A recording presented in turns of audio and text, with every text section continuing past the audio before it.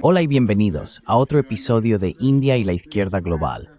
Si eres nuevo en el programa, por favor, no olvides suscribirte. También puedes considerar hacerte miembro de YouTube, convertirte en patrocinador o donar una pequeña cantidad utilizando el enlace en la caja de descripción. Pero lo mínimo que puedes hacer es ver este programa, darle a me gusta, compartirlo y comentar. Sin más preámbulos, permíteme dar la bienvenida a nuestra invitada de esta noche, la profesora Radhika Desai. La profesora Desai enseña en la Universidad de Manitoba y en la London School of Economics. Es conocida principalmente por su trabajo sobre la economía geopolítica, un enfoque que vincula el poder político global con las estructuras económicas, y por su crítica a la globalización neoliberal, la hegemonía estadounidense y la teoría económica dominante.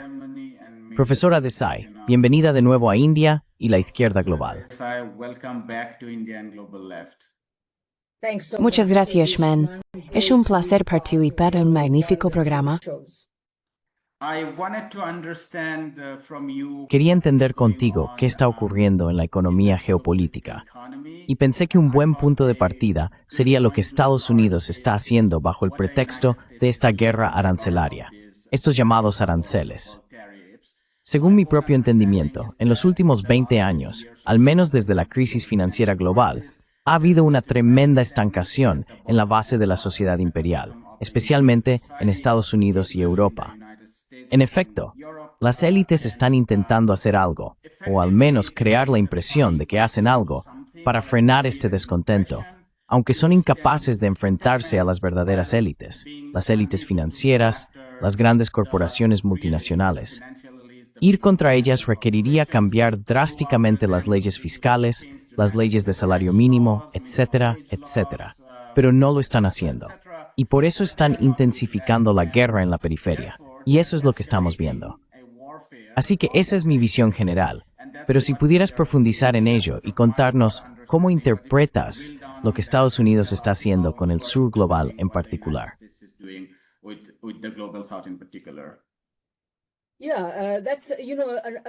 Sí, esa es una buena pregunta. Y mi respuesta sigue evolucionando, pero básicamente sigue siendo la misma que he dado desde que Trump fue elegido, y ciertamente desde enero cuando fue investido.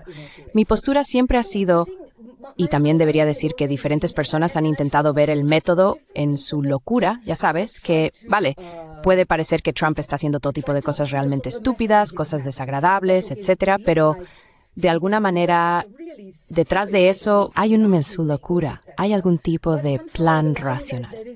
Por muy mal que nos pare, hay un plan racional.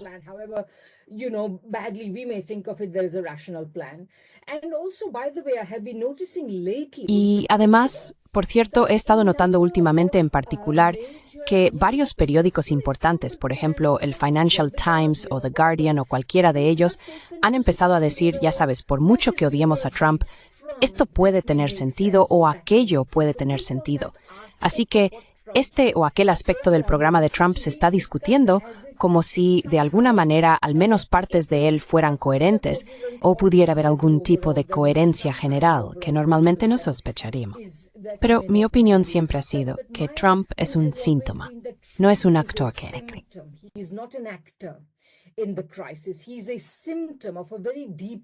Él es un síntoma de una crisis muy profunda en la que se encuentra luchando Estados Unidos. El Reino Unido, que en muchos aspectos está en una situación aún más grave, también se encuentra en esta situación. Pero también diría que en cierta medida, todo el mundo capitalista avanzado, lo que podríamos llamar en un lenguaje anticuado, los países imperialistas, se encuentra en esta crisis. Así que por ahora, centrémonos solo en Estados Unidos. Como señalaste correctamente, Estados Unidos, no las Naciones Unidas. He estado dando una charla sobre las Naciones Unidas recientemente, así que lo tengo en mente. Bien, centrémonos en Estados Unidos. Básicamente, Estados Unidos en los últimos 45 años, al menos desde 1980, ha estado siguiendo políticas neoliberales.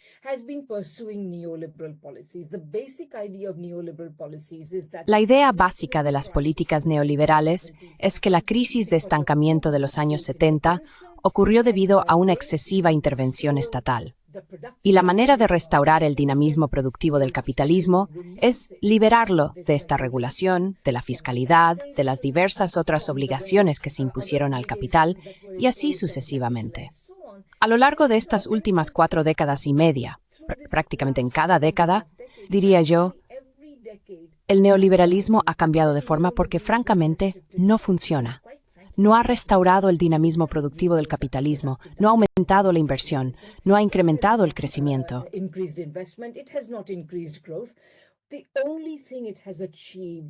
Lo único que ha conseguido es la progresiva, o mejor dicho, la cada vez más profunda, financiarización del capitalismo estadounidense.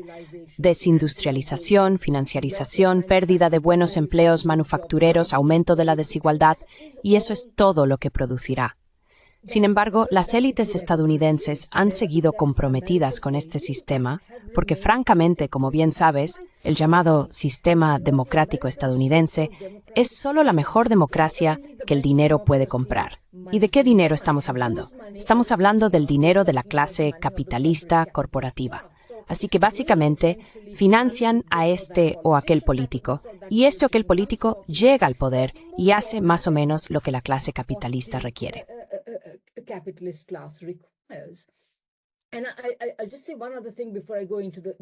Y solo diré una cosa más antes de entrar en la crisis real, la crisis multifacética, y es que, por supuesto, el neoliberalismo no iba a restaurar el dinamismo productivo, porque el dinamismo productivo de los años dorados no fue un producto del capitalismo, fue precisamente un producto de las reformas que se impusieron al capitalismo en ese momento. Algunos autores incluso las llamaron reformas socialistas, reformas que nunca se habrían contemplado antes de alrededor de 1945, habrían sido descartadas como socialistas. Pero después de la terrible gran crisis anterior del capitalismo, del imperialismo, la crisis de 30 años de 1914 a 1945, esto de alguna manera se hizo posible. Se implementaron en la edad dorada del crecimiento. En particular, ya sabes, la edad dorada se debió al hecho de que al aumentar el consumo de la clase trabajadora, la demanda era mucho mayor en ese periodo.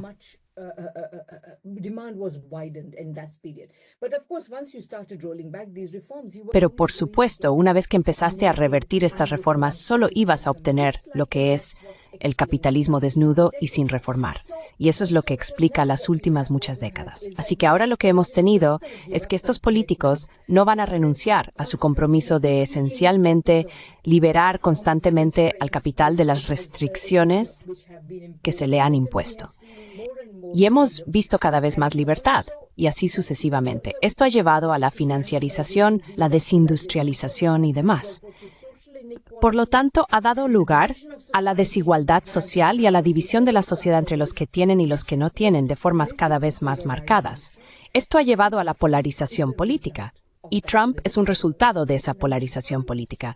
Parece diferente al resto de los políticos habituales, y solo es diferente en un aspecto.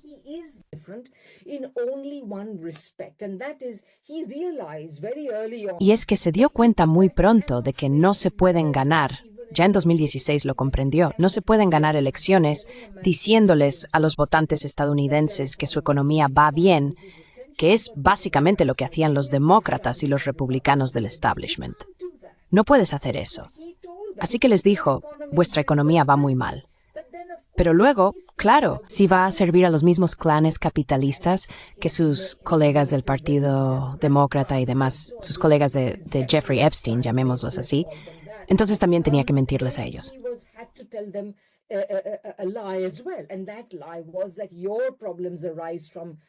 Y esa mentira era que vuestros problemas surgen de cuestiones comerciales, aranceles, el comercio con China y, por supuesto, de los inmigrantes. Y habéis visto toda esta hiperactividad en torno a los aranceles, en torno a los inmigrantes, pero, por supuesto, ninguna de estas cosas va a ser, primero, no son soluciones reales. Y además, ambas tienen la capacidad de perjudicar precisamente los intereses de las clases que él siempre ha querido representar. Así que no puede llevarlas a cabo de manera ni adecuada. Es decir, impone aranceles, pero luego, si el CEO de Apple viene, le dice cosas agradables y le hace regalos y los modifica en el caso de Apple, etc.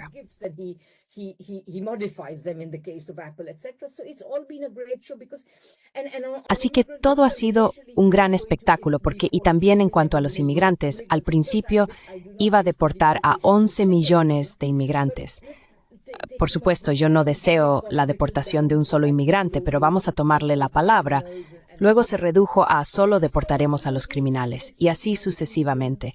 Y entonces, ya sabes, ha habido algo muy irregular, porque imponer aranceles inevitablemente, bueno, ha pasado por este torbellino de acciones entre el 2 de abril y ahora ha centrado su atención en las guerras. Podemos hablar de eso si quieres, pero lo ha hecho de manera bastante caótica, sin lógica ni razón. Por supuesto, ha intentado conseguir otras concesiones que puede que quiera por sus propios motivos, pero las ha impuesto.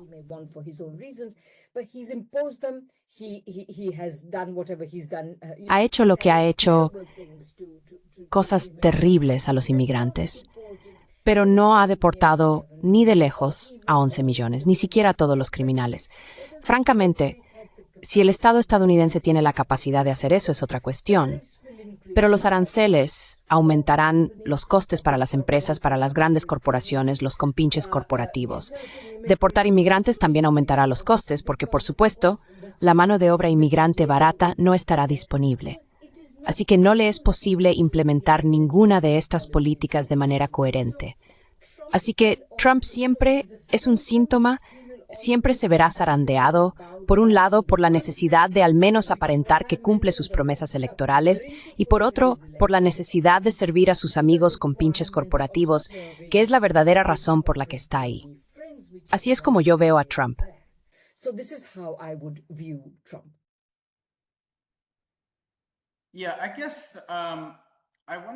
Sí, supongo que quería preguntarte, ¿cuál es el impacto de esta escalada, digamos, intensificada en la periferia? Y por periferia me refiero al sur global. Una de las cosas que se mencionaron en discusiones anteriores sobre los BRICS fue que los BRICS parecen una plataforma más tecnocrática, donde se habla de utilizar los fondos del Banco de los BRICS como una alternativa en términos de un fondo de reservas contingentes al FMI para que los países del sur global puedan estabilizar mejor sus crisis de balanza de pagos, o, digamos, invertir más en infraestructuras como alternativa al Banco Asiático de Desarrollo y al Banco Mundial. Pero la debilidad, como se mencionó, era la falta de una política coherente por parte del sur global.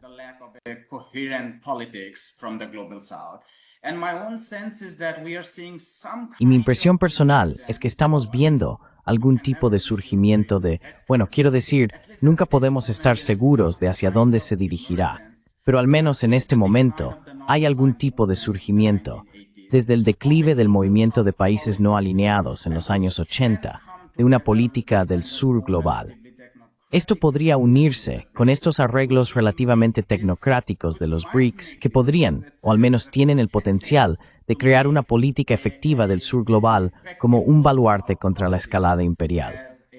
Es decir, así es como yo veo el panorama general. ¿Cuáles son tus impresiones sobre cómo han sido las respuestas colectivas desde el sur global?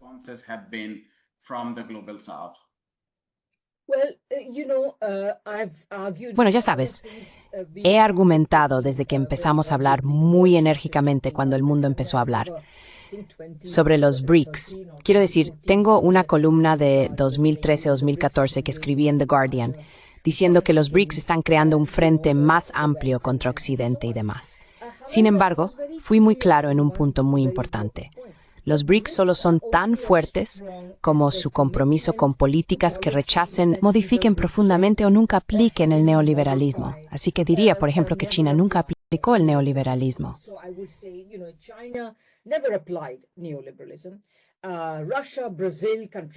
Rusia, Brasil, países como esos pasaron por momentos muy difíciles, en el caso de Brasil en los años 80 y 90 y en el caso de Rusia en los años 90. Y luego esencialmente llegaron a la conclusión de que esas políticas no les beneficiaban. Y por supuesto en el caso de la India, históricamente hemos aplicado el neoliberalismo de una forma considerablemente modificada. Por ejemplo, la India mantiene un sector público muy importante, etc. Y recuerda que en aquella época en la que escribí, la India también gobernada por el Congreso. y no por el Huehue. Pero básicamente, Adabi, unestra noich binolits mercado de uthectional, que so quantibus mortuala pacer we globalización neoliberal. Solo murder isso, rhythm. sí, pero quiero decir, no estoy seguro hasta qué punto Brasil ha dependido de eso. Pero Rusia, por supuesto, tampoco podría haber dependido de ello. Así que siempre hemos tenido estos países excepcionales. Pero estoy de acuerdo contigo y llegaremos a eso. Quiero decir, todo el tema de los controles de capital creo que es un asunto muy relevante en cualquier discusión de este tipo. Pero permíteme decir que realmente se trataba del neoliberalismo. Así que, esencialmente, y ya sabes, toda la cuestión respecto al neoliberalismo y los países del tercer mundo es muy sencilla. Me dicen mercados libres, libre comercio, y todo irá bien.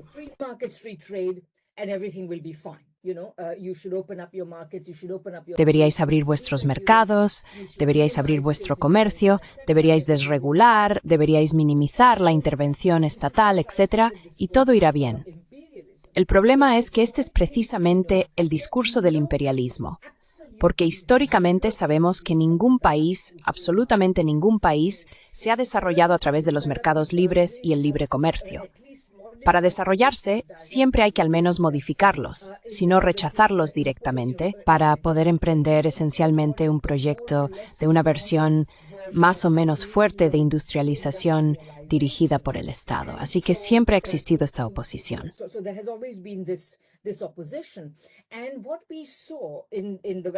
Y lo que vimos en el mundo básicamente es que en los años 80 y 90, gracias a la crisis de la deuda provocada por el shock Volcker, que llevó a muchos países a una grave crisis de endeudamiento, el FMI y el Banco Mundial pudieron imponer políticas de ajuste estructural y forzar el neoliberalismo sobre ellos.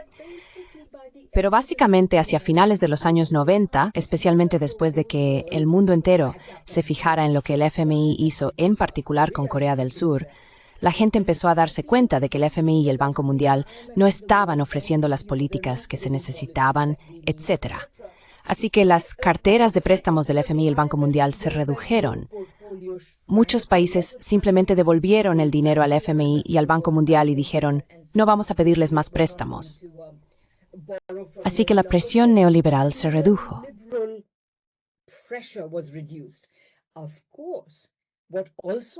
Por supuesto, lo que también ocurrió en ese momento es que muchos países empezaron a endeudarse en el mercado internacional, lo cual también fue posible porque esencialmente desde principios de los años 2000, salvo un breve episodio entre 2005 y 2008, desde principios de los 2000 hasta aproximadamente 2022, hemos tenido una política de dinero fácil por parte de los países ricos. Los países imperialistas liderados por la Reserva Federal, cuyo verdadero propósito ha sido, por supuesto, mantener altos los mercados de activos, mantener alto el valor de los activos, pero siempre haciéndolo en nombre de prevenir la deflación, mantener el crecimiento, etc.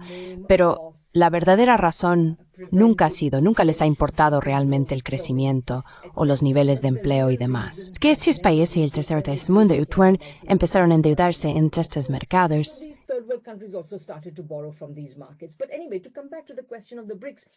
Pero de todos modos, volviendo a la cuestión de los BRICS, creo que desde el momento en que escribí esto, y ya entonces dejé muy claro que no se debían seguir las políticas neoliberales de forma plena o coherente. Ese es el punto clave, eso es lo que une a los BRICS.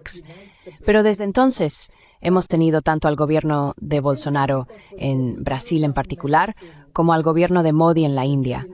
Y por supuesto Sudáfrica también ha tenido, francamente, gobiernos que más o menos han mantenido su compromiso con el neoliberalismo. Sudáfrica siempre fue un poco un miembro honorario en aquel momento. Así que lo que se ve ahora es que la economía india no va muy bien, ni tampoco necesariamente la economía brasileña.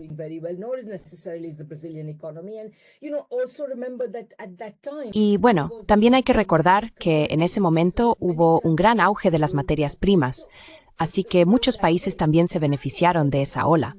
Así que ahora lo que vemos es una situación en la que China, por supuesto, sigue manteniendo un muy buen ritmo de crecimiento gracias a su economía socialista planificada, etc. Rusia, en parte bajo la presión de las sanciones, la guerra en Ucrania, etc. Y por supuesto, su asociación con China lo ha estado haciendo relativamente bien, ha logrado mantener un ritmo de crecimiento muy alto y así sucesivamente, en contra de las intenciones de la administración Biden, que básicamente pretendía sancionar la economía rusa hasta llevarla a la edad de piedra y reducir el rublo a escombros y demás. Creo que les va bien.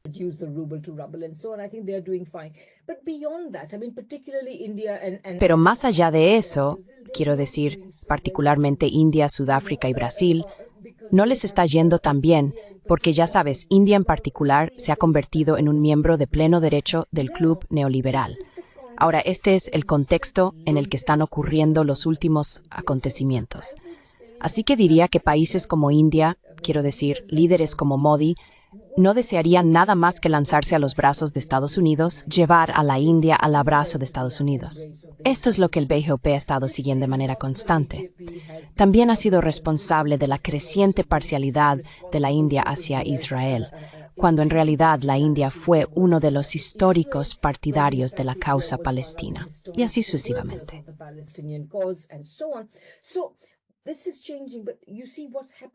Esto está cambiando, pero lo que ves que está ocurriendo en esta situación es que debido a la necesidad de las políticas de legitimidad de Trump y a la necesidad de que él parezca estar cumpliendo sus promesas al pueblo, algunos de estos países están viéndose perjudicados por ello.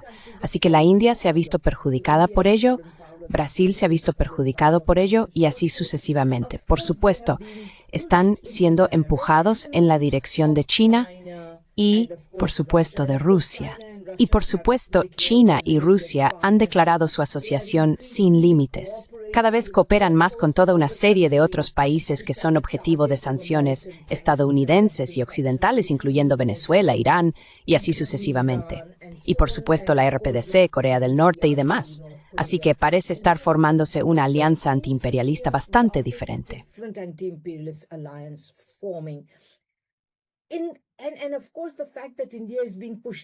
Y por supuesto el hecho de que la propia Estados Unidos esté empujando a la India lejos de sí misma y hacia China y Rusia gracias al petróleo ruso es algo positivo. Pero el grado en que la clase capitalista corporativa India sigue en el poder, no existe un movimiento amplio que la haya desplazado del poder, etc.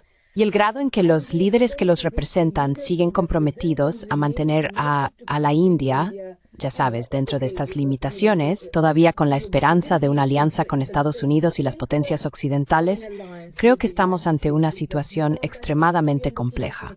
No es tan fácil de discernir. Tendremos que ver qué sucede. Pero ya sabes, y naturalmente, Modi no es otro Trump. Modi ha ganado elecciones, diría que no con tanto éxito como Trump, pero sin embargo ha ganado elecciones prometiendo todo tipo de cosas, ya sabes, hacer todo tipo de cosas en nombre de la gente común.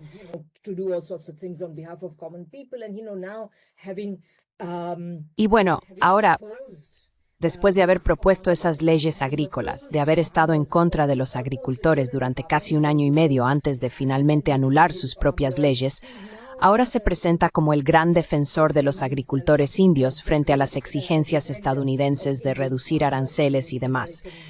Pero todo esto es, quiero decir, Modi solo tiene una política económica en lo que a mí respecta, hacer lo que quiere la clase capitalista corporativa, pero tiene que hacerlo dentro de las limitaciones de la debilidad económica de la India. Si no lo hace, si la India no importa petróleo ruso, no solo los Ambani estarán muy descontentos, ya que son de los principales beneficiarios de esta importación, sino que habrá un nivel de inflación que generará un enorme descontento y otras dificultades políticas, que estoy seguro de que incluso los peores y más proestadounidenses directores ejecutivos indios reconocen.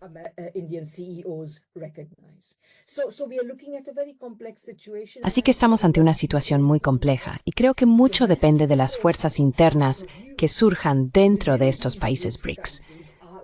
producirán los países BRICS las fuerzas internas capaces de sostener una alianza con las potencias antiimperialistas no occidentales? Esta es la pregunta que tenemos ante nosotros hoy. Y quizá, en cierto sentido, diré esto como reflexión final. Parece que hoy la política internacional está impulsando la política interna en una determinada dirección. Pero la política interna no es tan fácil de dirigir, no es tan sencillo encauzar la política interna. Así que veamos qué ocurre.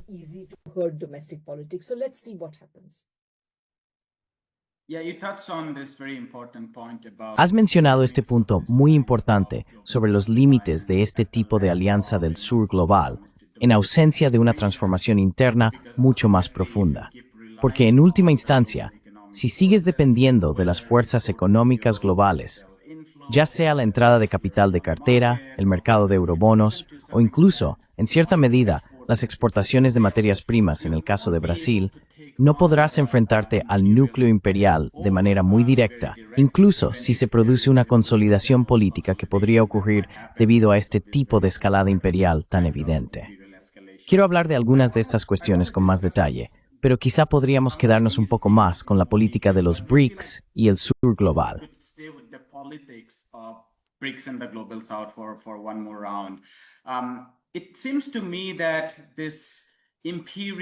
Me parece que esta relación imperial que se impuso al sur global tiene dos pilares diferentes. Uno es esta demostración y exhibición muy directa de fuerza política que recayó sobre las llamadas naciones enemigas. Eso se manifestó en forma de sanciones y todo tipo de escaladas.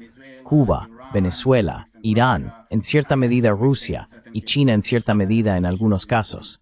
Y hemos visto estas escaladas desde 2015. Luego estaba la transformación económica más sutil realizada a través del FMI, la OMC, el Banco Mundial y todo tipo de teorías económicas neoliberales, prometiendo que si te abrías a los mercados libres, podrías exportar y ganar tus reservas extranjeras, e incluso atraer flujos de capital para básicamente equilibrar tus pagos, incluso si tienes un déficit en la balanza comercial.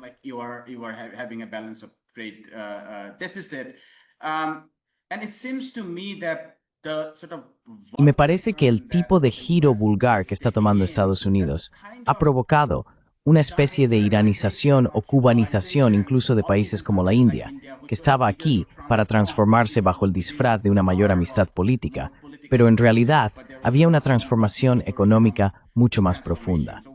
Así que, en mi análisis, lo que esto ha hecho efectivamente es transparentar la fase más brutal de la transformación imperial neoliberal que estaba configurando la relación entre el centro y la periferia.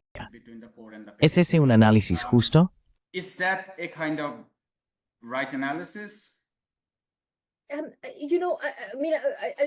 Sabes, quiero decir, no te equivocas. Realmente es una cuestión de en qué aspecto, de qué manera lo describes y lo analizas, ¿verdad?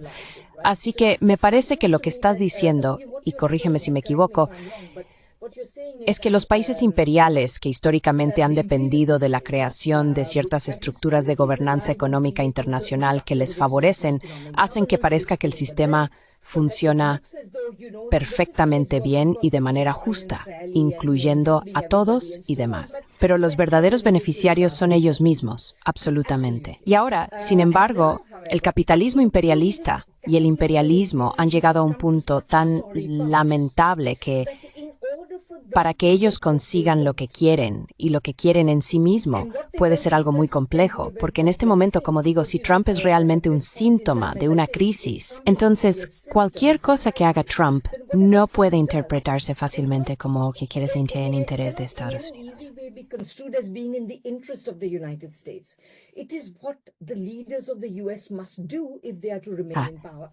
Es lo que los líderes de Estados Unidos deben hacer si quieren mantenerse en el poder, y no hay absolutamente ninguna garantía de que, incluso si tienes otro presidente en 2028, esto vaya a cambiar porque no se habrán resuelto los problemas subyacentes que enfrentan la sociedad estadounidense, que enfrenta la sociedad de Estados Unidos. Así que parece como si estuvieran atacando las instituciones sobre las que habían presidido.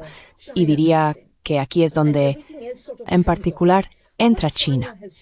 Y todo lo demás depende de eso. Lo que China ha demostrado es que, mejor dicho, lo que China representa es el simple hecho de que el capitalismo monopolista en sus países de origen es incapaz de generar crecimiento.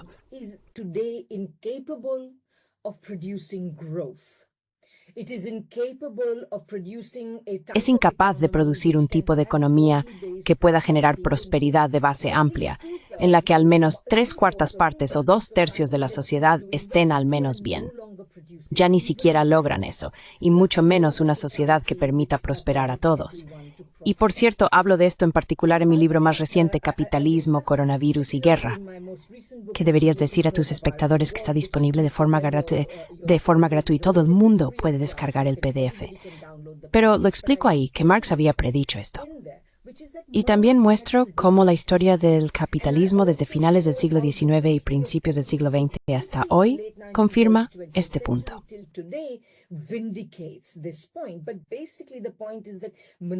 Pero básicamente la cuestión es que el capitalismo monopolista, por mucha libertad que se le conceda, de hecho, especialmente si se le concede libertad, solo es capaz de producir el tipo de sociedad propensa a crisis que tenemos hoy en Estados Unidos, en el Reino Unido y, en menor medida, en otros países capitalistas avanzados.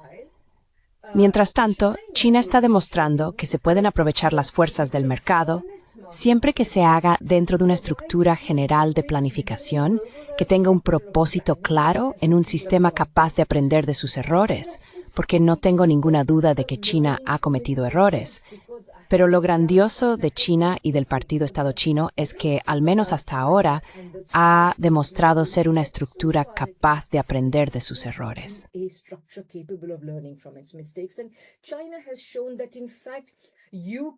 Y China ha demostrado que, de hecho, se pueden desarrollar las capacidades estructurales y tecnológicas que hemos alcanzado hasta ahora, las capacidades tecnológicas que la humanidad ya posee, a un grado mucho mayor en un sistema así, en una economía planificada que en el capitalismo monopolista. Así que, para mí, básicamente, casi toda esta agitación que se observa es, además de ser resultado de la propia crisis de Estados Unidos, también en buena parte consecuencia del auge de China. La única manera en que clase dominante en particular puede seguir siendo la clase dominante especial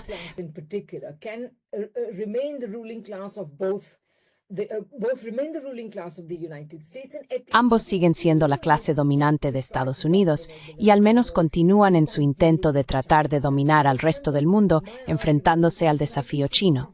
Porque recuerda, mi argumento es que Estados Unidos nunca ha sido hegemónico. Lo que vemos como la teoría de la estabilidad hegemónica ha sido esencialmente el deseo de las clases dominantes estadounidenses de lograr este tipo de dominio, disfrazado de teoría. Nunca ha funcionado. Estados Unidos estaba todavía sin, pero por eso parece que Estados Unidos ya atacaron la misma situación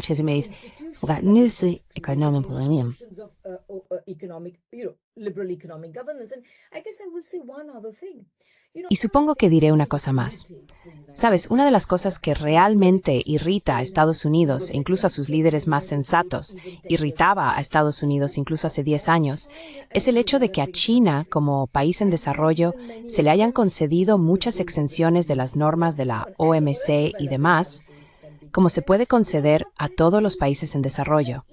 Y sabes, lo que eso me dice es que incluso cuando se creó la OMC, y recuerda, China no fue parte de la creación de la OMC. China 5 años después. Pero incluso cuando se creó la OMC, la herencia de la lucha del sur por el desarrollo se presenta.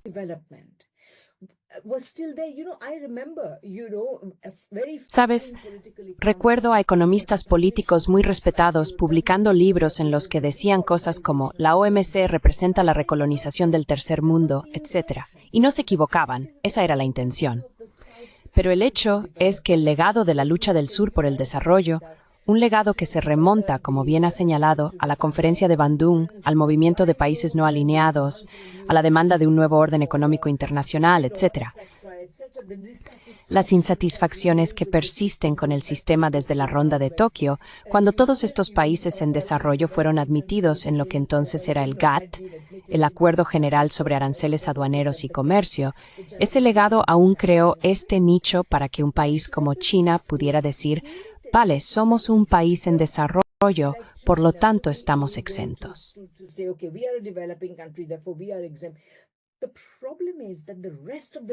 El problema es que el resto de los países en desarrollo no han estado explotando estos nichos porque no tienen, como decías, y como estábamos de acuerdo antes, las estructuras políticas internas necesarias para involucrarse, para tener un Estado desarrollista que aproveche estas ventajas a nivel internacional y reestructure la sociedad internamente de tal manera que se cree un desarrollo productivo, igualitario, amplio y no financiarizado.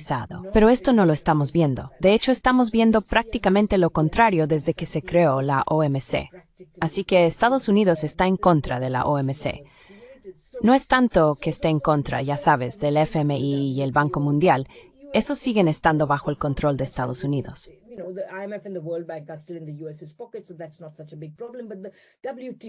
Así que eso no es un problema tan grande, pero la OMC en particular ha sido un gran problema para Estados Unidos, y eso se debe a que China ha demostrado cómo una economía socialista o no capitalista puede hacerlo mucho mejor.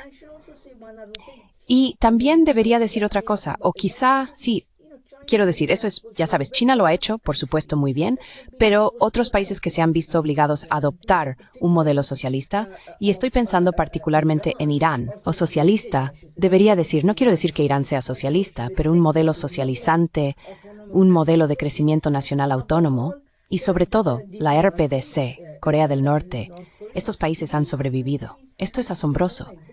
Y hoy, Estados Unidos no puede contemplar fácilmente atacarlos.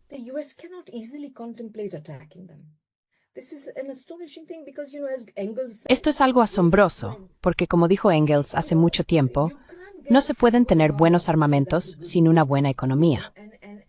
En cierto sentido, la calidad de los armamentos occidentales está disminuyendo junto con la calidad de la economía occidental, mientras que en algunos otros países, al menos cuentan con los medios para una defensa sólida, y no tienen ni los medios ni la intención de ser imperialistas en el sentido en que lo es Estados Unidos. Pero por lo demás, son perfectamente capaces de defenderse. Y eso forma parte del escenario del que estamos hablando, donde la situación es compleja, pero se pueden distinguir los contornos de un frente antiimperialista en formación.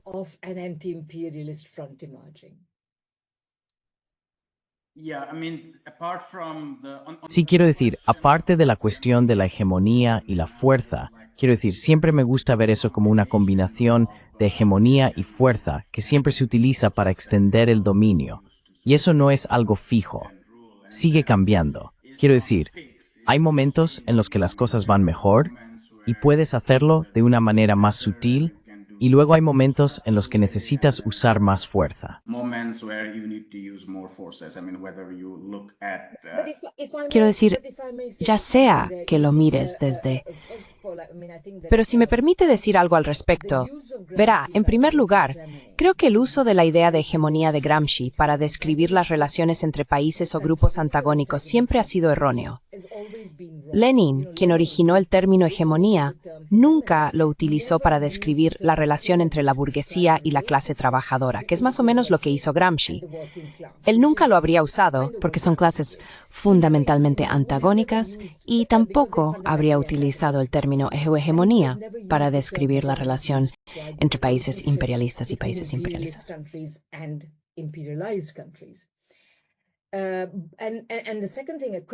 Y la segunda cosa que quiero decir rápidamente es, ¿cuál era la segunda cosa que iba a decir? Sí, bueno. Quiero decir, sí, ya sabes, fuerza y consentimiento. Sí, así que la complejidad del momento actual es que la debilidad económica de los países occidentales también está produciendo una debilidad militar. Así que ningún liderazgo Quiero decir, incluso si siguiéramos las ideas de Gramsci a las que en cierto modo me opongo, preferiría ceñirme a la idea de Lenin. Lenin utilizó el término hegemonía para describir la relación entre clases compatibles, la relación entre la clase trabajadora y el campesinado, no la relación entre la clase dominante y la clase trabajadora, no la relación entre la clase capitalista y la clase trabajadora.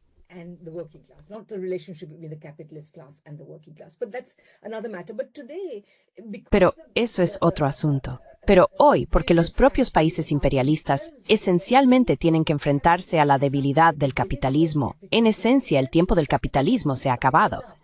Y hoy la humanidad, tanto dentro de estos países occidentales, dentro de los países imperialistas y aún más fuera de los países imperialistas, está pagando el precio de mantener este capitalismo en funcionamiento. Esto es lo que estamos viendo. Y cuanto antes la humanidad en todos estos lugares, especialmente en el mundo no occidental, en el mundo imperializado, despierte ante esto y diga, tenemos que crear sociedades capaces de hacer frente a estos tipos, mejor será para todos.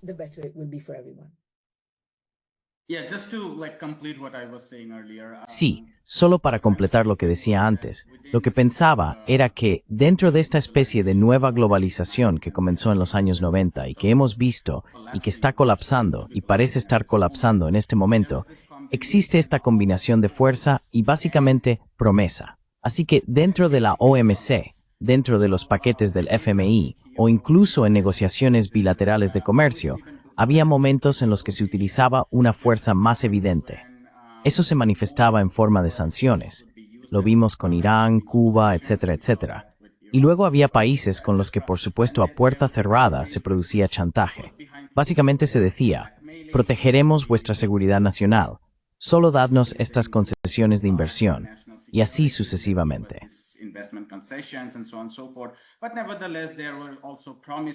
Sin embargo, también se prometió que habría entrada de capital, inversiones, transferencias de tecnología y acceso a nuestros mercados. Y esto, no necesariamente, se puede teorizar como una fuerza de manera diferente, pero son fuerzas muy distintas de las sanciones, las amenazas militares y así sucesivamente. Lo que sostengo, en esencia, es que ese tipo de mecanismos más basados en el mercado ya no funcionan como antes. Y por eso hay un giro hacia un mayor uso de la fuerza. Esto es muy evidente si se observa detenidamente las negociaciones bilaterales que Estados Unidos está llevando a cabo.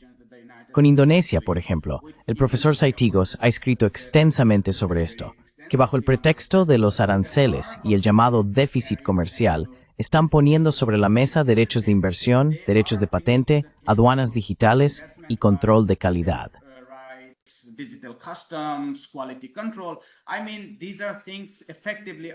Quiero decir, estas son cuestiones que en efecto no se discutieron anteriormente dentro del marco de la OMC.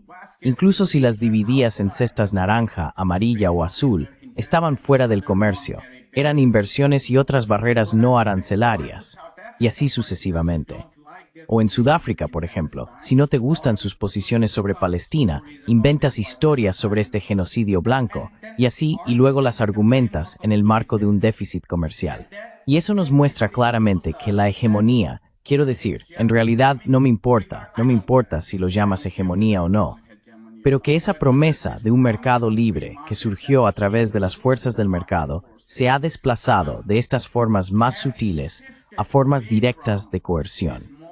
Ese es en esencia el argumento que estoy planteando.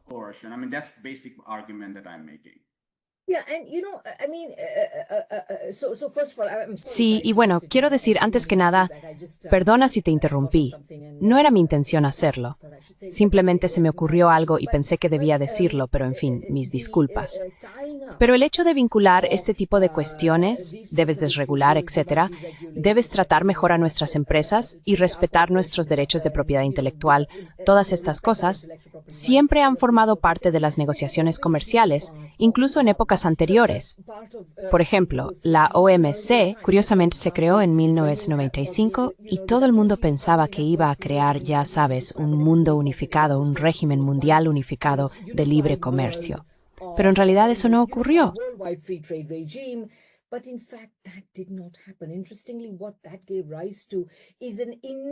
Curiosamente, lo que eso provocó fue una enorme cantidad de acuerdos de libre comercio mini y plurilaterales, acuerdos de libre comercio específicos que serían reconocidos por la OMC.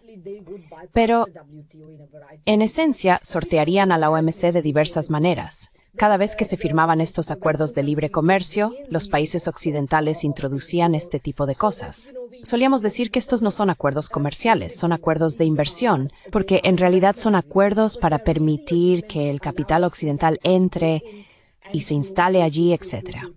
Pero lo curioso es que incluso cuando se trata de inversión, el capital occidental no ha demostrado ser hábil invirtiendo en gran parte del mundo.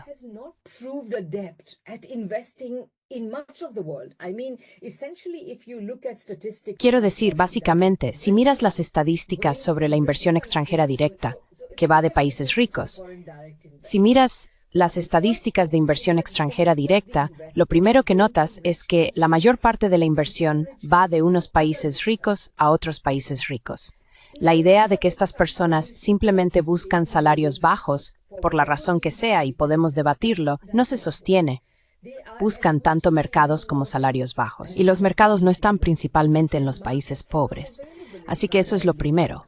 Lo segundo que notas es que en la medida en que van a países del tercer mundo, van a ciertos lugares favorecidos. Obviamente, China estuvo a la vanguardia de eso durante muchísimo tiempo y probablemente sigue estándolo.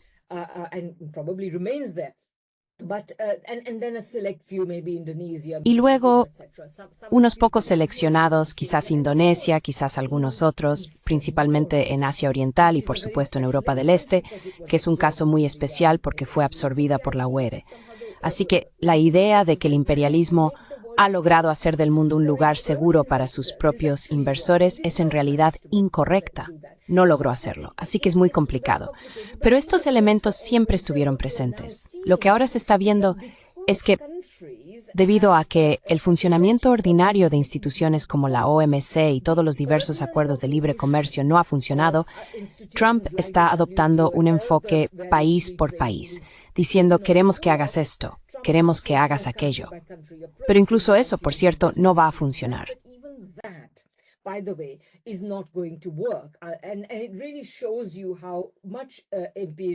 Y realmente demuestra hasta qué punto el imperialismo se ha debilitado. En primer lugar, muchos países se han sumado a estos acuerdos. El Reino Unido firmó uno, como sabes, Japón ha anunciado uno recientemente, la UE ha anunciado otro, etc. Pero, francamente, todos estaban diseñados básicamente para darle a Trump un par de titulares que anunciar. No se ha concretado nada, quiero decir. ¿Es siquiera posible que Ursula von der Leyen obligue a los Estados miembros de la Unión Europea a comprar tal o cual arma? ¿Es posible que obligue a las empresas europeas a invertir 550.000 millones de dólares? O lo que fuera que dijo que iban a invertir. Todos son titulares. De manera similar, Japón ha hecho un acuerdo con ellos y han prometido hacer todo lo posible. Pero no deja de ser una promesa.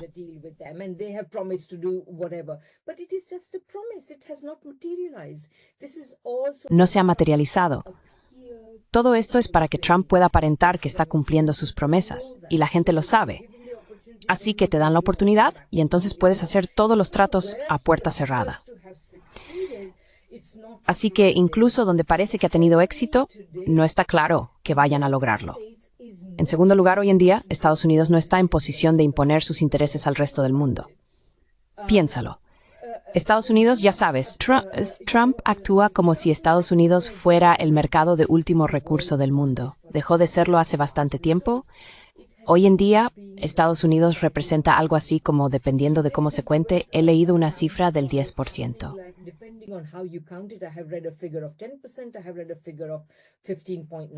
He leído una cifra del 15,9% del total de las importaciones mundiales. No es un número pequeño, pero tampoco es enorme. Así que eso es lo primero.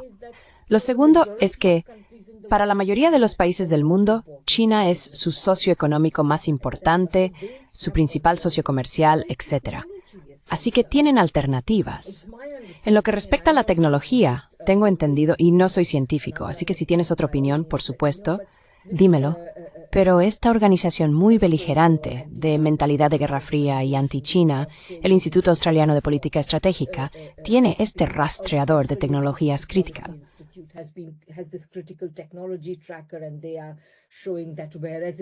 Y están mostrando que, mientras que a principios de los años 2000, alrededor de 2002, Estados Unidos lideraba en la mayoría de las tecnologías que estaban siguiendo, hoy en día China lidera en la inmensa mayoría. Es decir, la situación prácticamente se ha invertido. Así que en ese sentido, creo que si quieres tecnología e incluso si quieres capital, Estados Unidos no te lo va a proporcionar. De vez en cuando lees una noticia de que Estados Unidos va a invertir o está ofreciendo tanta ayuda y la cifra está en millones. Y luego, al día siguiente, lees que China está haciendo un acuerdo con los mismos países y las cifras están en miles de millones, ya sabes.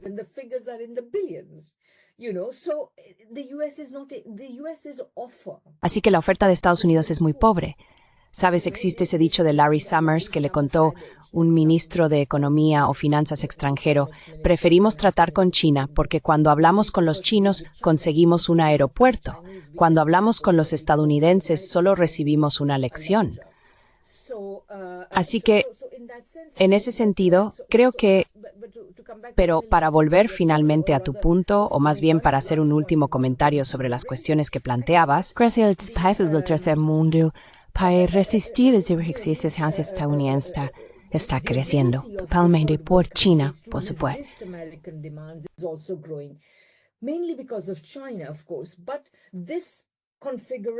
Pero esta configuración no llegará muy lejos, a menos que los países del tercer mundo no solo se asocien con China, sino que también aprendan lecciones de China.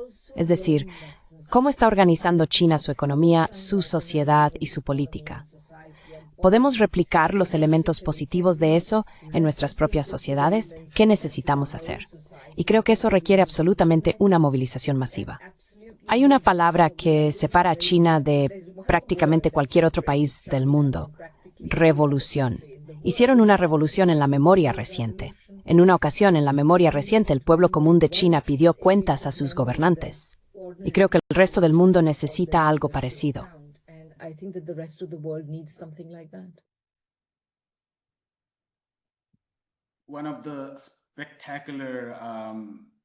Uno de los desafíos más espectaculares que China ha planteado a Occidente es su desarrollo tecnológico, porque un componente central de la extracción de excedentes desde la periferia solía ser el dinamismo y el avance tecnológico a nivel global, no solo el excedente de capital. Y China ha alterado eso enormemente. Eso ha puesto muy nerviosas a las élites imperiales respecto al futuro.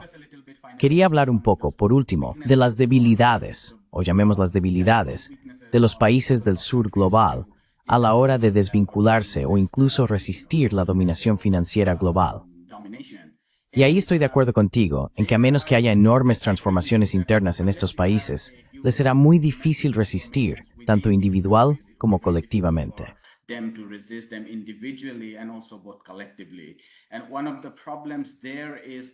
Y uno de los problemas ahí es el siguiente: la adopción interna de la ideología neoliberal de libre mercado. Me refiero a cosas como los presupuestos equilibrados. Porque si tienes que romper con la dependencia de los mercados financieros internacionales, entonces tienes que seguir una vía de crecimiento de la demanda basada en los salarios. Y ahí, ante la falta de, digamos, un gran stock de capital, y esa es una de las definiciones de los países del sur global, el stock de capital per cápita es relativamente más bajo, la mano de obra per cápita es mucho más excedente, entonces necesitas que el Estado intervenga para crear empleo, crear inversión.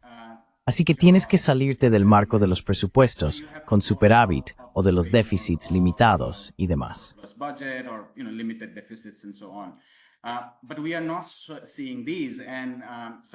Pero no estamos viendo esto. Y algo que mencionaste antes, que la política internacional por sí sola no desencadenaría este tipo de transformaciones dentro de los países. Creo que los problemas del sur global son en términos generales incluso mayores que los que enfrenta China. Volviendo a la IED, que forma parte de mi investigación, analicé la distribución de la IED en China en los años 90. Lo que descubrí fue que inicialmente, entre el 92 y el 97, más del 67% de lo que recibía China provenía de las economías de Asia Oriental, Japón, Corea del Sur, Taiwán. Parte de ese capital era en realidad capital interno doméstico, que regresaba a través del crecimiento por triangulación.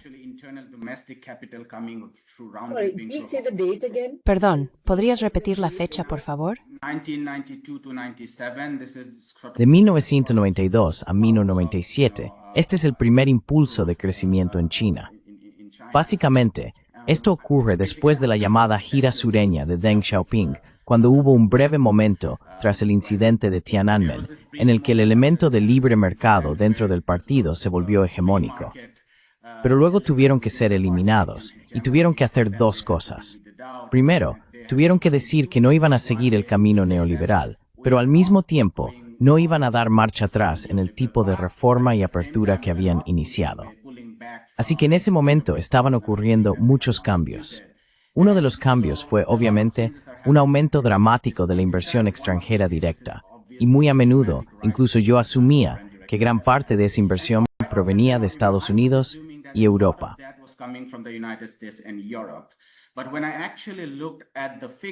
Pero cuando realmente analicé las cifras, aproximadamente el 12% provenía de Estados Unidos y otro 15% de Europa. Este es también el momento en que la India está implementando estas reformas en el mercado de capitales tras el escándalo de Harshad Mehta, por un lado. Así que hay muchas presiones para mejorar la gobernanza corporativa y la crisis de balanza de pagos, que es aún mayor. Por lo tanto, la India está aumentando, entre comillas, la balanza corporativa. Es que también está recibiendo muchas inversiones de cartera cualificadas. La mayoría provienen de Estados Unidos y de Occidente. Mostly coming from the United States and the West. Pero China está accediendo a este gran bloque de capital que está disponible en parte a nivel nacional dentro de China, lo cual a menudo se ignora porque se canaliza a través de Hong Kong, pero también proviene en gran medida de chinos en el extranjero, así como de fuentes japonesas y surcoreanas, ya que ellos también empezaron a deslocalizar y a orientarse hacia la alta tecnología y demás en este momento. Así que mi argumento es que Asia Oriental es relativamente más rica, ya sea que lo calcules en términos de disponibilidad de capital, población o cualquier otro indicador. Yo lo he hecho.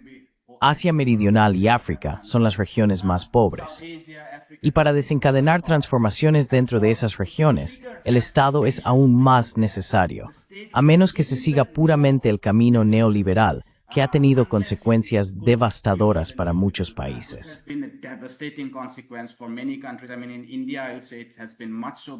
Quiero decir, en la India, diría que ha sido así en gran medida porque de alguna manera han logrado atraer al menos flujos de cartera para estabilizar su balanza de pagos, ya que la India es un país grande. Hay un gran mercado y hemos tenido gobiernos estables. Así que mi punto, o la pregunta para ti, o lo que intento debatir aquí, es que tenemos que hablar de que no podemos conformarnos solo con este tipo de alianzas internacionales que están ocurriendo dentro de los BRICS. Al mismo tiempo, tenemos que decir que en estos países deben producirse transformaciones internas si realmente queremos una resistencia o una alternativa al imperialismo neoliberal y globalizado.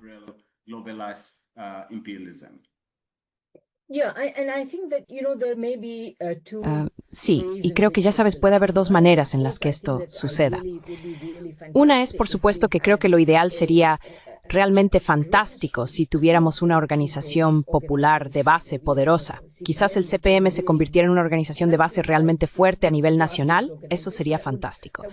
Pero creo que la otra manera en la que esto va a suceder, en cierta medida, es inevitable. A un nivel, la oferta occidental es cada vez menor, no pueden dar más. Así que se elemento que China puede ofrecer, aunque por supuesto hay límites.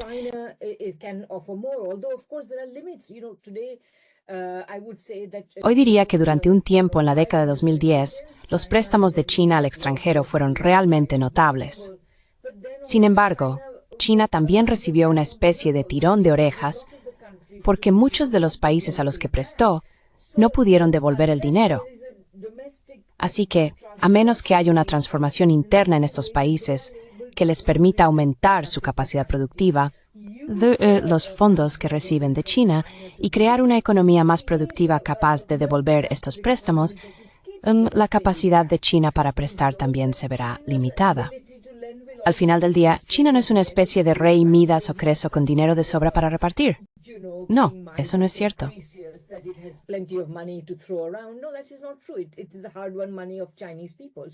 Es el dinero duramente ganado del pueblo chino, así que no van a invertir de esa manera. Así que creo que, por un lado, estos países tienen que hacerlo, pero al mismo tiempo, los atractivos de China y el rechazo que ahora ejerce Occidente sobre el resto del mundo también jugarán un papel.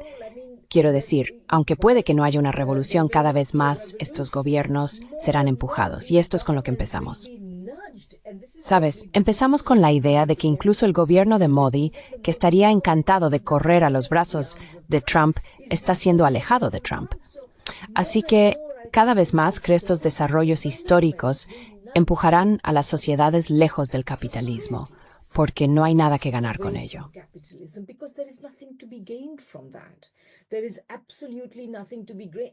No hay absolutamente nada que ganar con el capitalismo, y mucho que ganar haciendo al menos algo parecido a, ya sabes, adaptarlo a tus propias circunstancias, algo como lo que está haciendo China. Y creo que, ya sabes, el mundo puede ser empujado en esa dirección a regañadientes, o las fuerzas políticas en el mundo que sean capaces de ver que esta es la única opción aprovecharán la oportunidad para movilizar a la gente y decir, esto es lo que debemos hacer. Estas son las dos opciones. Así que el mundo puede llegar ahí después de mucha miseria y sufrimiento, o el mundo puede llegar ahí después de menos miseria y sufrimiento. Esas son las dos opciones, sí.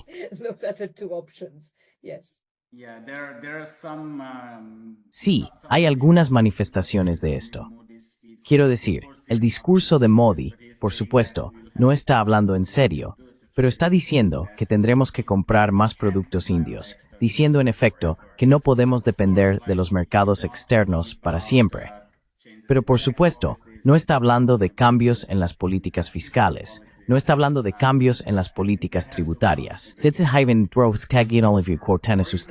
Nard,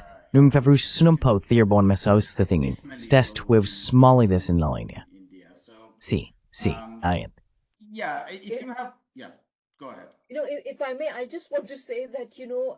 Si me lo permiten, solo quiero decir que Modi subiéndose a su tribuna y diciendo que tenemos que comprar productos indios es ridículo. No es como si la India hubiera tenido un gran éxito en las exportaciones. Y de repente ahora Estados Unidos está poniendo, hemos sido pésimos en exportaciones, en términos generales. Las exportaciones como porcentaje de nuestro PIB están entre las más bajas de cualquier país importante. Así que no es como si la India lo estuviera haciendo tan bien. Así que, de nuevo, Modi simplemente dice lo que suena bien. Es muy parecido a Trump. Solo busca quedar bien. Pero sí, creo que en este escenario, creo que en lo demás sí estamos de acuerdo y no lo hemos mencionado, pero una de las claves será la imposición de controles de capital cuando ocurra una transformación de este tipo.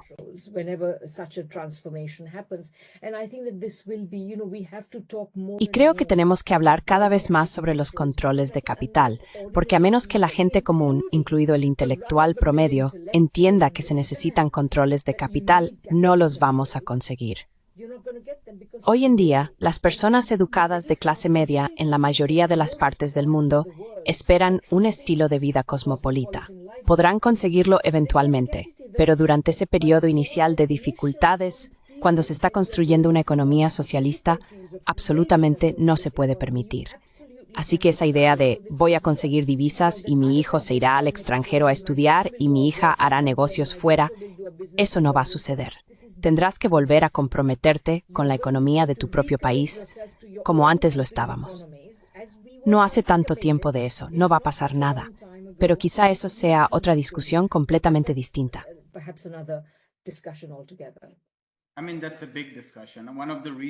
Quiero decir, ese es un gran debate. Y una de las razones por las que la India no puede alejarse de Estados Unidos es su reciente dependencia del mercado bursátil. Es decir, se puede ver el efecto de estas negociaciones arancelarias en la bolsa india. Está literalmente en caída libre. La rupia está cayendo a un mínimo histórico y la gente está perdiendo dinero en los mercados bursátiles. Cada vez más jóvenes de clase baja o media están invirtiendo en ello. Quiero decir, no son inversiones reales, pero están poniendo su dinero en la bolsa y lo están perdiendo. Y esa es también parte de la razón por la que, ya sabes, es difícil alejarse de eso.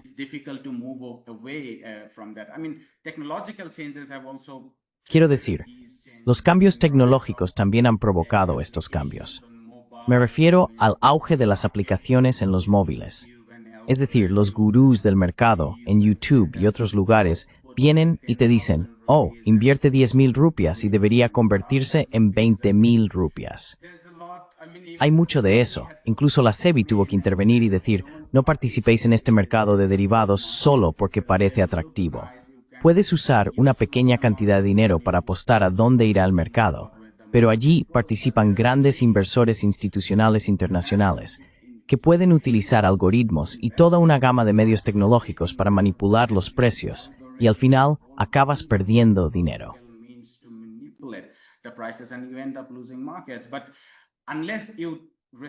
Pero a menos que restrinjas estos mecanismos, a menos que te hagas menos dependiente del capital internacional, al menos a corto plazo. Quiero decir, si puedes acceder a mecanismos de IED que implican un compromiso a largo plazo y transferencia tecnológica, perfecto. Es decir, eso es lo que hizo China. Pero, en última instancia, tienes que apoyarte en el tipo de cosas que hizo China en aquellos años. De lo contrario, es muy difícil. Puedes hacer política, y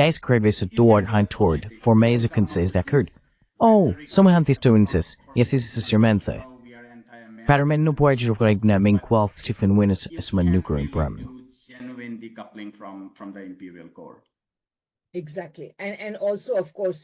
Exactamente. Y también, por supuesto, quiero decir, ya sabes, se puede decir que la tecnología está creando este tipo de, ya sabes, el auge de los inversores minoristas debido a la tecnología, pero no es solo eso. También es cómo se regula o no se regula la tecnología, y eso es una parte muy, muy importante. Y por supuesto, el inversor minorista, si no recuerdo mal, puede que tú tengas mejor memoria, pero alrededor de la época en que salió el informe Hindenburg sobre Adani, creo que fue Modi o alguien así, alguien bastante destacado, quien básicamente dijo que los inversores minoristas debían seguir invirtiendo en las acciones de Adani. Y olvido los detalles, pero fue una explotación abierta de estos inversores minoristas. Y estos inversores minoristas son a menudo, como tú mismo has dicho acertadamente, los más vulnerables. No pueden, ya sabes, y van a ser los últimos en ganar y los primeros en perder en cada subida o bajada del mercado.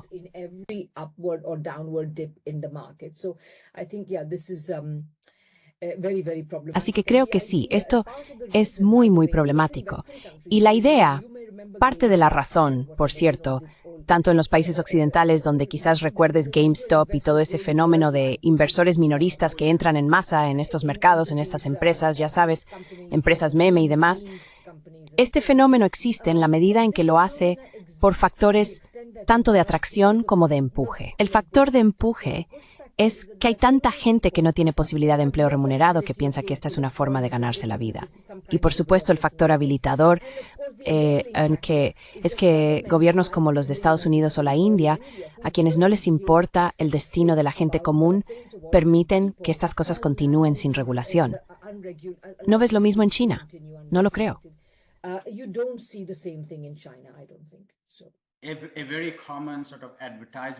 Un truco publicitario muy común de estos promotores de la participación en los mercados financieros es, en el mundo actual, no puedes depender solo de tu trabajo. Tienes que tener fuentes alternativas de ingresos. Sí, lo que hace es normalizar completamente los malos empleos, las malas condiciones, lo malo sando. Ya sabes, esto es lo que deberías esperar. Absolutamente. Ha sido una discusión fantástica, profesor Desai. Muchísimas gracias por su tiempo y que tenga un excelente resto del día. Muchas gracias, Jyotishman. Yo también lo disfruté mucho.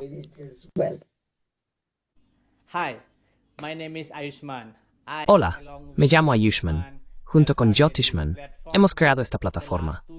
Durante los últimos 2 años, hemos intentado crear contenido para las fuerzas de izquierda y progresistas.